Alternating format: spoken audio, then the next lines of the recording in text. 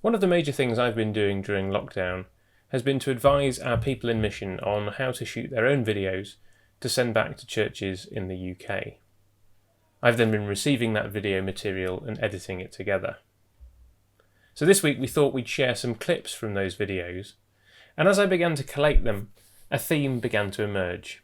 That brought to mind the famous verse from John's Gospel, chapter 6, verse 35. Then Jesus declared, "I am the bread of life. Whoever comes to me will never go hungry. Whoever believes in me will never be thirsty." So here are some of our people in mission sharing about how food is playing a role in their current situation. Here you can see we are feeding around 300 families per week, so also we have 150 families there in the waiting list. We have a major food that they are not perishable food, so we are working half our capacity, but have been very difficult. We try to keep distances and keep the right equipment to function well. So really I want to give you thank you so much for what you're doing.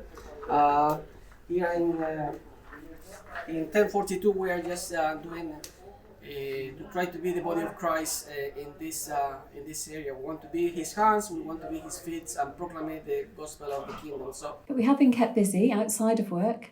Both of us have helped to prepare weekly services for our church, All Saints Beirut, and I've started a weekly prayer space for people to share prayers, requests.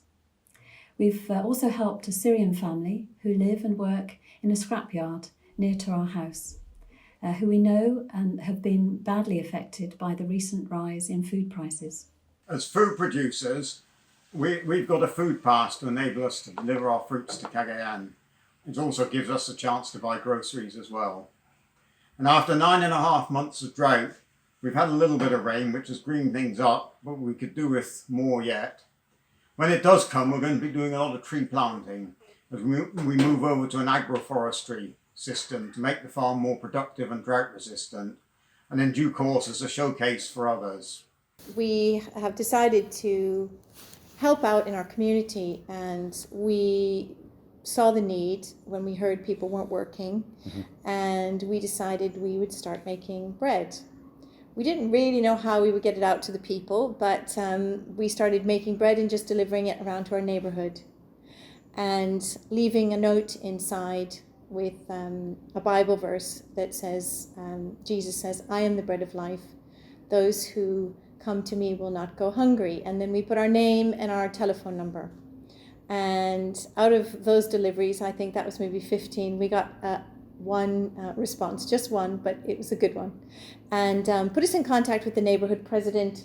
And so we have been collaborating with her, and what's really exciting about that is that she has helped us tremendously get in touch with people. She knows most people's stories in the neighborhood, and so she's been able to put us in touch with the people who have the most needs, and that's who we've been making the bread for. And we've been making bread for 3.5 months, really. Yes. Which has been great. I'm not much of a bread maker.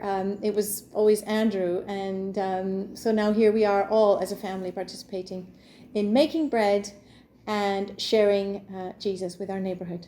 Please join us in praying for each of these situations and the difference that our people in mission are making as they serve in this way. Pray that they would be, as Felipe said, Christ's hands and his feet.